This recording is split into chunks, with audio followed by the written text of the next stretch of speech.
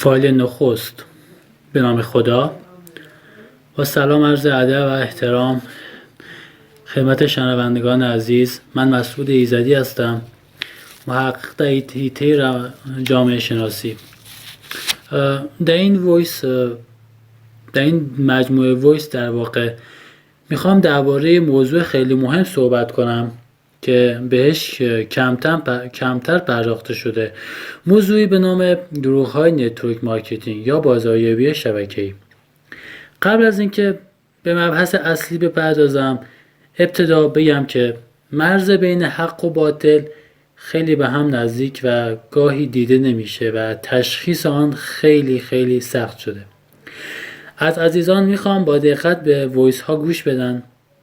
من سعی میکنم که نسبت به درک و فهم عمومی یک شخص عادی که از نتورک میدونه یا در حال فعالیت در نتورک فعالیت میکنه صحبت کنم و وارد مباحث پیچیده نشم که لازمه وقت زیادم هست و میخوام مختصر و مفید از این موضوع صحبت کنم. موضوع مهمی که در همه جوامع کم و بیش با آن دچارند سطحی نگری و ساده اندیشی مردم اون دیاره که موضوعات رو ساده و سطحی میبینن و چون چیزی نمیدونن خیلی ضرر میکنن. در اینجا منظور من فقط مبحث نتورک است، چون در همه سطوح یک جامعه مردم مسائل رو با فکر ساده و سطحی خودشون تجزیه و تحلیل میکنن. در نتورک مثالی در نظر میگیرم. مثلا شخصی رو در نظر بگیرید که در نتورک اومده سرمایه گذاری کرده. فرض میگیریم 50 میلیون تومان سرمایه گذاشته، خرج کرده، اما با امید به اینکه سرمایه باز خواهد گشت. اما چه اتفاقی میفته؟ طی 2 الی 3 سال این شخص خرید زده، فروش کرده، هزینه رفت و آمد داشته. خب سرمایه بر نمیگرده، تیمی ساخته نمیشه و شخص در اینجا چه تصمیمی میتونه بگیره؟ خب مورد بعد مختصر میخوام در مورد این صحبت کنم که کتاب ها و جزوات که درباره کسب و کار نتورک نوشته میشه فروش میره چرا نوشته میشه اصلا اصولا؟ خب چرا شخصی مثل کیت رایتر هر 1-2 ماه کتاب جدیدی درباره نتورک منتشر میکنه؟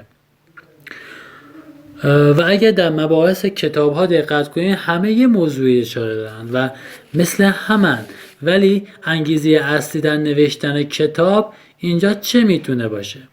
سود کردن. آقای شرایتر وقتی می نویسه میدونه که کتابش به فروش خواهد رفت و تقاضاها زیاد خواهد بود و در اینجا نویسنده، ناشر، کتاب فروش و همه سود خواهند کرد. بیشتر از همه خود نویسنده سود میبره. بله، این نمونه کوچک از نظام سرمایه‌داری نوینه. در ادامه میپردازم به موضوع اصلی، یعنی دروغ‌های نتورک. یک کتابی در خارج از ایران نوشته شده به زبان انگلیسی به نام سودهای دروغین از آقای جیمز فانستیک. اینجور نامی داره به نام سودهای دروغین یا در جستجوی رستگاری مالی و معنوی در بازاریابی چند ساعتی. این کتاب ابداً به فارسی ترجمه نشده چون در مورد مباحثی صحبت میکنه که خیلی تلخن و برملا میکنه خیلی از نهانکاری ها رو که حالا ادامه اینو در وایس بعدی توضیح میدم.